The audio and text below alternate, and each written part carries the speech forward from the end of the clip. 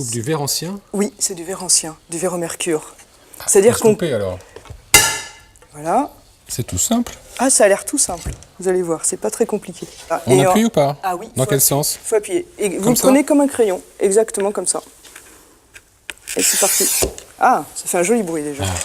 Une, deux, Ouais! et voilà. Et ben vous êtes embauché. Bravo, Il y a le boss qui arrive. ça a marché. On fait un contrat? J'ai jamais essayé, moi. C'est vrai? Non. Vous n'avez jamais coupé de verre? Non, comme ça, non. Parce que ici, je suis dans la maison Féo, grand spécialiste de la boiserie. Exactement. Bon, je vais revenir tout à l'heure, Oui. parce que je vais faire un tour dans le quartier. D'accord. Vous le connaissez bien, le quartier, vous? Par cœur. Par cœur? Ah bon? Ah, attention, on va faire C'est un petit quartier quiz. sympa. Ah bon, vous connaissez les immigrés russes, il y en a beaucoup dans le quartier. Pas mal, oui. Ouais, Olga fait partie d'une grande famille d'aristocrates. Oui. Elle habite à côté de la cathédrale Alexandre Nevsky, rue d'Aru. Oui. Elle va tout nous raconter sur sa famille. Est-ce que vous connaissez Nicolas Crozet? Je connais pas. Ah ben voilà. Nicolas Crozet, lui, c'est tout le contraire de vous. C'est un artiste, mais alors il fait des choses toutes petites qu'il expose dans une toute petite galerie. Et puis après, j'ai rendez-vous. Alors ça, vous connaissez la salle Wagram? Oui, bien sûr. Superbe endroit, hein? Fabuleux, oui. Ouais. Ben, je vais aller jouer la 7e symphonie de Beethoven. Enfin, pas moi. Je vais accompagner Laurent Petit-Gérard, qui m'attend. On se retrouve tout à l'heure? Ok, à tout à l'heure.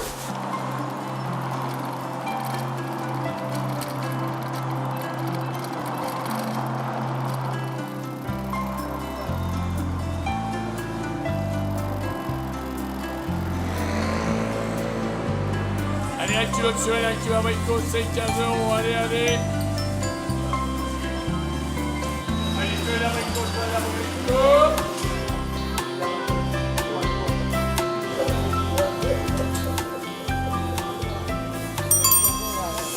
Comme tous les quartiers de Paris, celui des Ternes a son marché, et pas n'importe quel marché, puisque c'est l'un des plus beaux de la capitale, celui de la rue Poncelet. Plus qu'un marché, c'est un village coloré, animé, tout ça à 2 pas des Champs-Élysées. Alors ici, on trouve des produits d'exception, de grande qualité, mais qui ne sont pas à la portée de toutes les bourses. D'ailleurs, les vrais habitants du quartier disent qu'ici, le marché de la rue Poncelet, c'est pour les touristes et pour les people, et qu'eux vont au marché de la rue Lebon, qui n'est pas très loin d'ici. Mais croyez-moi, ici, ça vaut quand même le coup d'y faire un tour. Ce qui vaut aussi le détour dans le quartier, c'est la cathédrale orthodoxe russe Alexandre Nevsky. Elle fut dans les années 20 l'un des points de ralliement des 400 000 Russes blancs qui ont fui en France la Révolution et la prise du pouvoir par les bolcheviks. Olga est la fille d'un de ces immigrés. Elle m'attend dans son appartement de la rue d'Aru.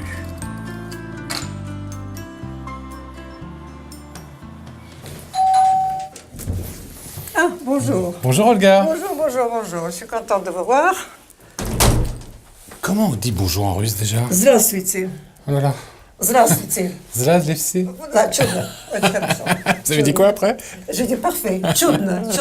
Tchumna. Très bien. Ah super. On m'a dit que vous aviez une vue imprenable sur la cathédrale. Incroyable. Elle est où, cette C'est une cathédrale? chance absolument inouïe qu'on soit là. Waouh! Ah voyez? oui, c'est vrai. Première loge là. Imprenable, et puis aussi les cloches qui sonnent, et comme on est orthodoxe d'origine russe, forcément pour nous c'est le grand bonheur. Qu'est-ce qui lui arrive à la cathédrale là? Oh, ça, on avait bien besoin de ce genre de ravalement. Je crois que la dernière fois, c'était il y a une dizaine d'années. Et les coupoles étaient forcément les intempéries, la pluie, etc. Elles étaient à peine dorées. Maintenant, elles sont de nouveau devenues très belles. Donc après chaque cérémonie, tout le monde monte ici chez vous. Écoutez, jusqu'à présent, on était une dizaine, quinzaine, vingtaine. Mais après les enterrements, là, on peut être... Dernièrement, on était 65. Mais là, c'était... on était serrés. Mais enfin, voilà, c'est un appartement qui a vraiment beaucoup servi à la communauté russe, je peux dire. Et ça, c'est une grande joie, vraiment une très grande joie. Parce que vous, Olga, vous faites partie d'une grande famille russe. Grande famille russe, oui, ancienne. Les membres de ma famille ont joué un grand rôle en Russie. C'est ce qui fait qu'on est resté assez longtemps russe et je pense qu'on restera encore quelques temps. Ce sont des membres de votre famille que je vois là? Ici, oui. N'oubliez pas que je suis française et je dois beaucoup à la France parce que nos parents ont été accueillis par la France. Ça, j'aurais dû commencer par là. Avant le côté russe, il y a le côté français qui était très important. Alors là, c'est toute la famille. Ce qui est assez intéressant ici, il y a donc le tsar Alexandre III, ma grand-mère, ensuite ses cousines, la grande duchesse Ksenia Alexandrovna qui est la sœur du tsar Nicolas II. Et une toute dernière photo là, celle-ci. Alors, Oui, ça c'est mon arrière-grand-père, donc Trubetskoy, qui venait très souvent à Paris. Et on l'appelait le prince Troutrou, parce qu'il était assez fantasque. Comment ça a été fantastique? Oh, c'est-à-dire que quand il sortait d'une soirée et qu'il voyait des jeunes filles en détresse, il les invitait dans un restaurant, il les faisait manger, boire et ils repartaient. Et tous les soirs. Un fêtard, Mais des choses différentes. Un fêtard, c'est ça. Qu'est-ce qui s'est passé exactement pour votre famille? Eh bien, il y a eu la révolution. Certains disaient qu'elle devait arriver, d'autres n'y croyaient pas. Enfin, elle est arrivée. Donc, il fallait fuir parce que beaucoup de personnes de certaines classes ont été exterminées. Vos parents ont débarqué à Paris? Ils ont débarqué à Paris, oui. Oui. Ils étaient... Et ils n'avaient rien du tout. Mon père est devenu chauffeur, comme beaucoup de ses amis, parce qu'il savait conduire. Ils sont arrivés sans rien? Sans rien, sans rien. C'est certains petits bijoux qu'ils portaient sur eux. J'ai toujours la broche que ma grand-mère paternelle portait sur elle. Parce que voilà, et mon père n'a pas voulu la vendre, bien sûr. Et je l'ai. Comment ils ont fait pour vous donner une bonne éducation quand on n'a pas d'argent? Comment ça s'est passé? Il y a eu des différentes organisations qui ont pas mal aidé, comme mon frère et mon futur mari ont été chez les Jésuites. Moi-même, j'étais à Dupont-Loup et à l'Institut de la Tour, qui sont des écoles privées excessivement chères. Mais voilà, ils nous ont acceptés, sachant que nos parents ne pouvaient pas se permettre. C'était très chic de leur part, je peux dire. Wow. Je crois que les invités arrivent. C'est eux. Je vais ouvrir, pardon. Ah, Lisa! Ну, как ты? Ну, вот, хорошо, все чудно. Можете присаживаться. Сережа тут. Bonjour, Татьяна. Дима, здравствуй. Вот, Иван, il parle pas russe. Il sait dire здравствуйте. Voilà. Presque ça.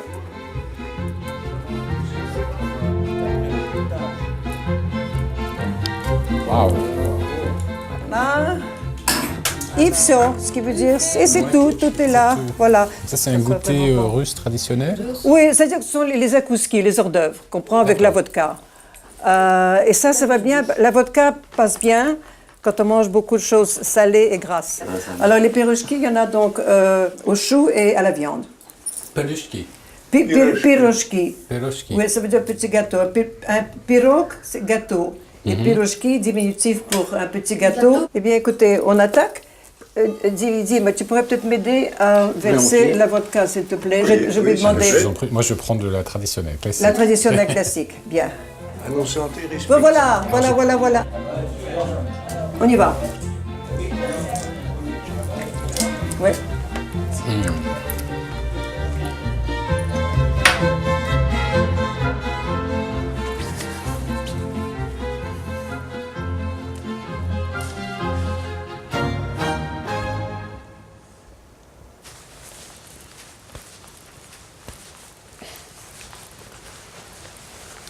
Bonjour Frédéric. Bon. Qu'est-ce que vous faites? Je suis là dans ce lieu superbe, un lieu à la fois reposant et puis magique, au cœur de Paris. On est dans une cathédrale orthodoxe, ce qui nous différencie d'autres religions chrétiennes.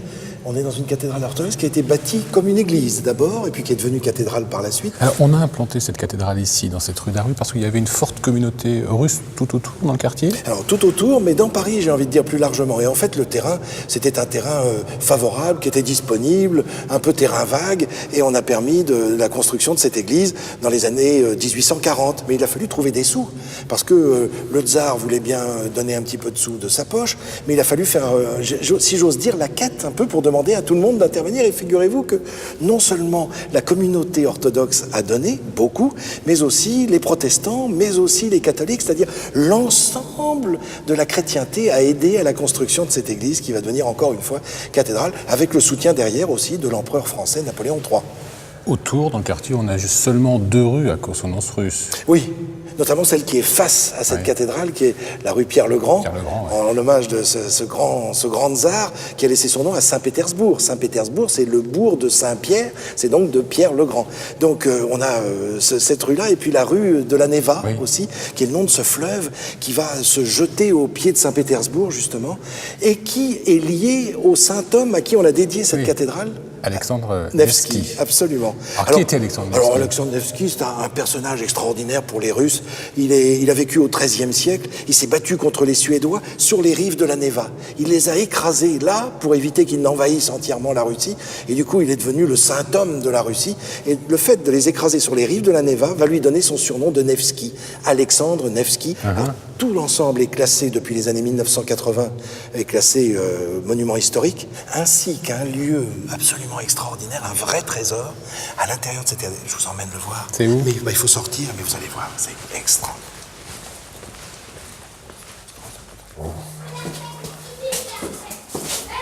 Ah, c'est superbe. C'est la crypte. C'est la crypte. Mais vous allez voir, vous n'avez encore rien vu. Là, regardez. Waouh. Vous vous rendez compte quel lieu magique? C'est incroyable. Alors, On on est est où là précisément? Sous la cathédrale. Ça n'est pas sans rappeler les églises des premiers temps. Vous savez, quand on allait presque sous terre, on se cachait. Et ici, les offices sont en français, en langue française, pour permettre aux orthodoxes venus du monde entier de profiter de cet office au même titre que les autres, alors que les offices dans la cathédrale sont en langue russe, en slavon. En slavon. Pour être précis. Je vous laisse un petit peu méditer Oui. et prier, hein? Je profite.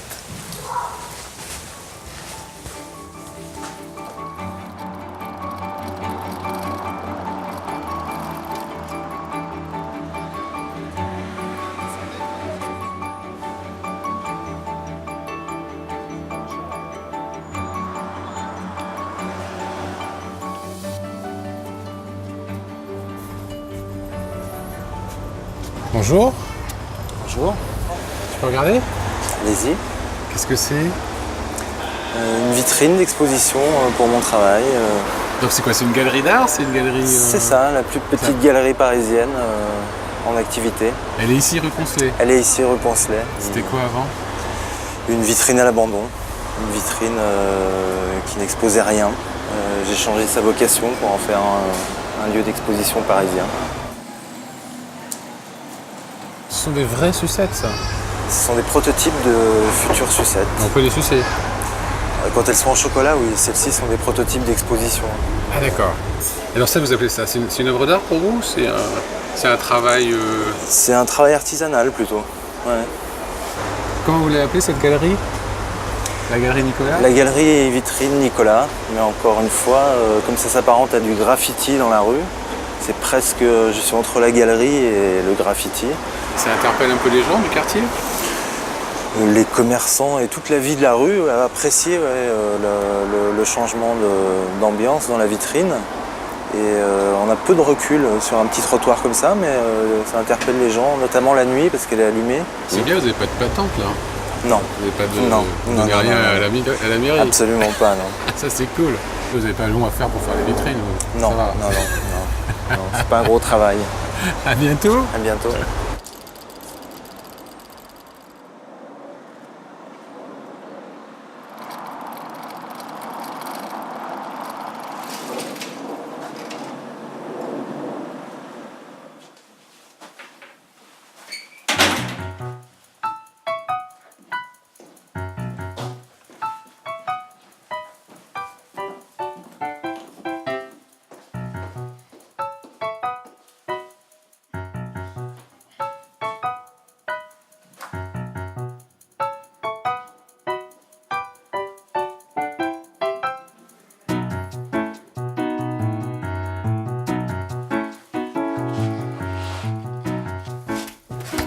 Ah là, vous êtes là. Rentrez, rentrez.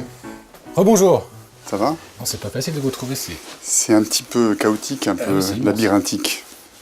Et là, c'est quoi? C'est votre bureau? Là, c'est le bureau du fondateur de la société. C'est un peu foutoir, mais c'est un endroit où je me sens bien, où il y a plein de sources d'inspiration et où mes clients aiment bien venir.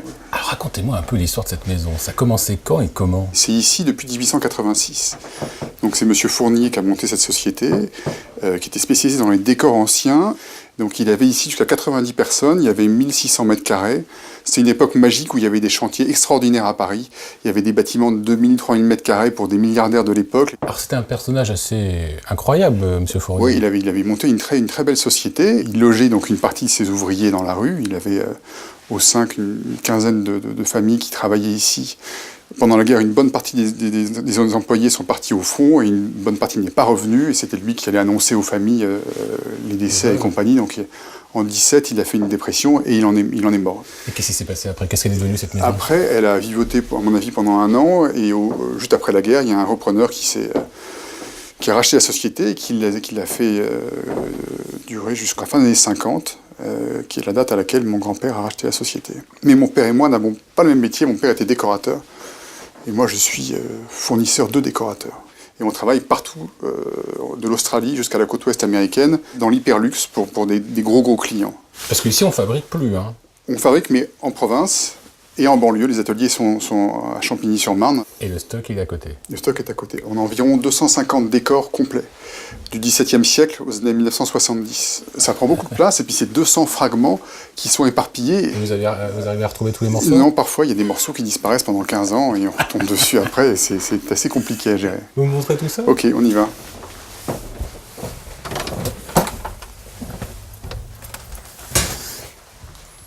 C'est incroyable, il y en a partout. Il y a un peu une grosse accumulation de fragments. Ça vient du musée Rodin. Ça, c'était une porte faite par Jean-Michel Franck pour la famille Guerlain, en chêne arraché. Là, il y a une très très belle pièce Empire, assez extraordinaire, que j'ai récupérée, qui traînait dans un entrepôt à Houston, au Texas. Donc vous êtes en train de me dire que tous ces éléments, ça voyage dans le monde entier? Il y a beaucoup de choses qui bougent, des choses qu'on piste. Il y a un côté détective dans notre métier aussi. Il y a d'autres pièces encore? Il y a plein d'autres pièces là-bas. Là, il y a juste une belle console qui vient de la bibliothèque de Louis XIV au Louvre. La bibliothèque était démontée au XVIIIe. Louis XIV? Louis XIV, oui. Ah, juste comme ça, posé par terre. Posé par terre, j'en ai 2. Posé par terre. Je vais vous montrer, il y a un très beau décor là, que j'aime beaucoup, qui est un décor de la fin de l'époque Louis XVI, très intéressant par l'architecte Ledoux, avec les 4 continents, et c'est rarissime d'avoir des iconographies avec des animaux dans des boiseries d'époque. Donc ça, c'est en vente? Ça, c'est en vente, c'est une pièce qui est une des pièces les plus rares qui est sur le marché. Elle pourrait être au Louvre, elle pourrait être dans des grandes collections, dans les grands musées américains. C'est une pièce qui vaut plusieurs millions d'euros. Plusieurs millions d'euros. Très, très Vous avez des clients là? Pour l'instant, elle est réservée pour un client. Voilà. C'est pas facile à vendre. Hein.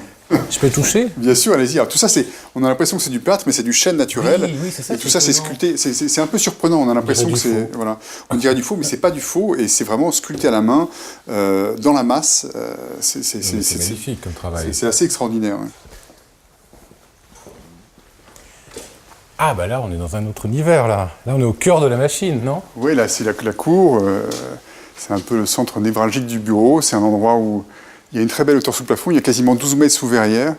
Donc ça a été construit comme ça il y a plus de 140 ans. Et ça n'a pas bougé depuis plus de 100 ans? Il y a encore des éléments qui sont accrochés là depuis 140 ans. C'est curieux, mais de l'époque de Fournier, il y a un labyrinthe avec des milliers de plâtres. Et c'est une espèce de bibliothèque d'ornements. On va puiser dans cette bibliothèque des ornements pour recréer des nouveaux décors. Et on fait des décors beaucoup plus modernes pour des grands chantiers à New York ou ailleurs, à partir de ces matières. Et toutes les époques qui se côtoient ici? Il y a de tout, exactement. Alors maintenant, je vais vous montrer un endroit assez particulier. Qu'est-ce que c'est? Et on a retrouvé un vieil atelier qui n'avait pas été ouvert depuis, à mon avis, au moins 50 ans. Et c'est assez surprenant parce que rien n'a bougé depuis, depuis vraiment quasiment 60-70 ans, à mon avis. Ah oui, là, c'est une autre ambiance. C'est assez génial. C'est drôle. Là, c'est quoi? En fait, c'était l'atelier du serrurier. Il y a toutes les pommelles, il y a tout ce qui est en rapport avec la serrurerie ou les bronzes. Là, il y a plein de modèles de bronze là-haut, de moulage. C'est génial chez vous parce qu'on n'arrête pas de faire des sauts dans le passé. Oui, c'est curieux. Ouais.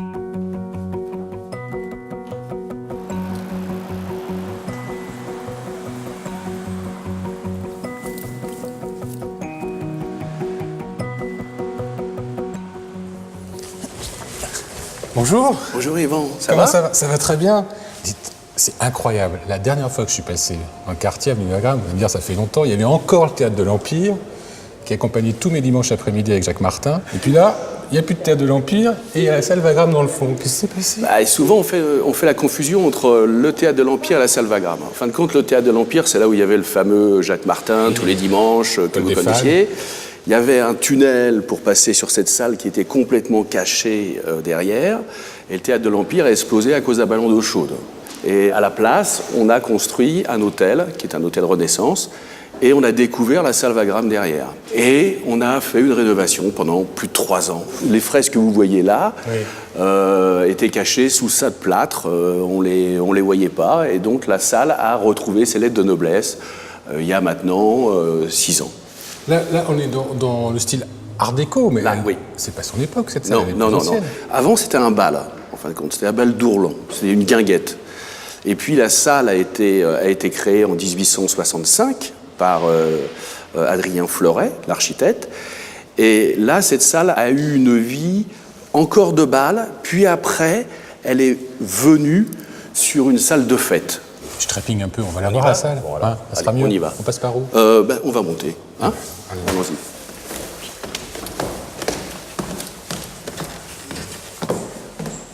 C'est là? Allez, entrez. Ah ouais.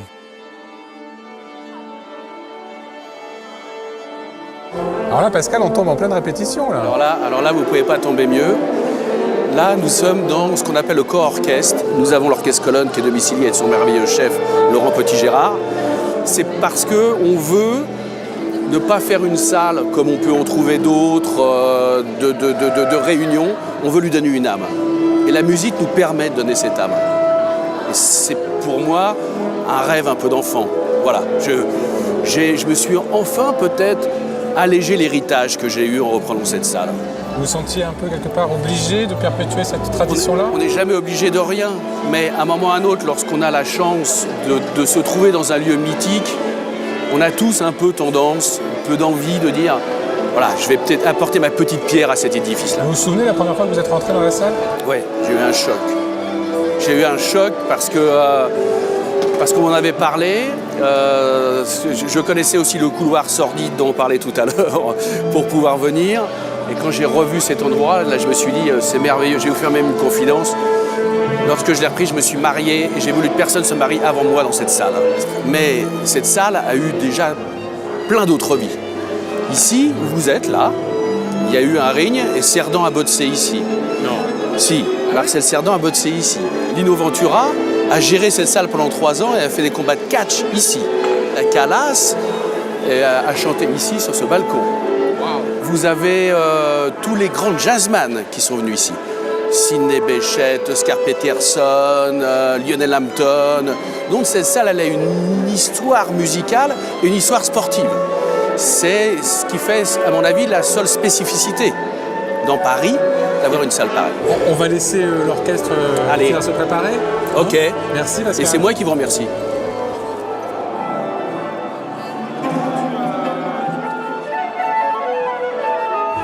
Alors ça, maître, c'est pas classique, parce que c'est bien la première fois que moi je vois une salle de concert où le chef d'orchestre est face au public. Oui, c'est une façon peut-être d'expliquer à beaucoup qui se demandent à quoi sert un chef d'orchestre, qui sont surpris de voir que les musiciens ne sont pas tout le temps en train de le regarder. Il faut bien qu'ils regardent leur partition aussi. C'est aussi une idée de montrer au public comment on travaille d'abord. C'est-à-dire qu'avant de jouer l'œuvre intégralement, pendant une demi-heure, on va en travailler différents moments. Parce qu'en plus, là, les musiciens sont dans le public. Hein, oui, ou le public au milieu des musiciens. Ça dépend combien ils sont. Oui. Un des grands problèmes qu'il y a quand vous faites le chœur-orchestre, c'est que les musiciens sont explosés. Ils ne s'entendent pas. Normalement, le second violon, il est juste à côté des altos. Là, il y a 3 personnes entre eux ou 4 personnes entre eux. Donc, ils s'entendent moins bien. Mais comme l'acoustique ici est absolument fantastique, ils s'entendent quand même grâce à cette acoustique extraordinaire. Ça reste quand même un exercice plus difficile pour l'orchestre. Ça sous-entend une attention maximum parce qu'ils n'ont pas le confort de proximité qu'ils ont habituellement. On m'a dit que vous jouez avec un demi-ton d'avance. C'est-à-dire que le chef d'orchestre est en anticipation permanente. Ouais. Vous ne dirigez pas, boum. Vous dirigez, boum. Hein ? Pourquoi ? Parce que d'abord, il y a un temps. Plus vous avez une distance entre le geste et le son, plus vous pouvez dire de choses. Et puis, vous êtes ici dans un endroit en plus où les musiciens, il y a une grande distance. Donc, il faut anticiper les gestes. Vous savez, aujourd'hui, on va faire une symphonie, on est 63 musiciens. Ben, il y a 63 conceptions de cette symphonie de Beethoven. Je ne peux pas dire que tout le monde ne va pas sortir en disant « Ah, c'est exactement comme ça que j'avais envie de l'entendre ». Il faut comprendre qu'il y a une complicité extraordinaire. Ça fait 12 ans qu'on travaille ensemble. C'est des frères, quelque part.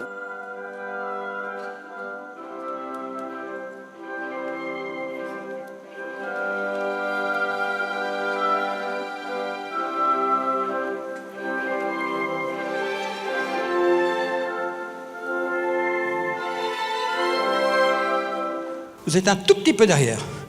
Facez ici, là, par rapport à nous. Faites attention, la distance est très trompeuse. Hein.